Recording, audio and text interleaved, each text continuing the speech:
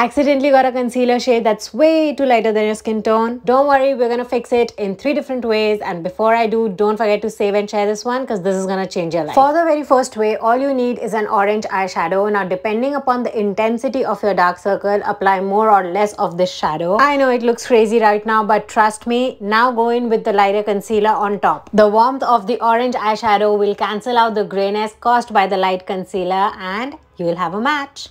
For the second one, just take your bronzer and apply it over your light concealer. The warmth from the bronzer will neutralize the gray tones of the light concealer.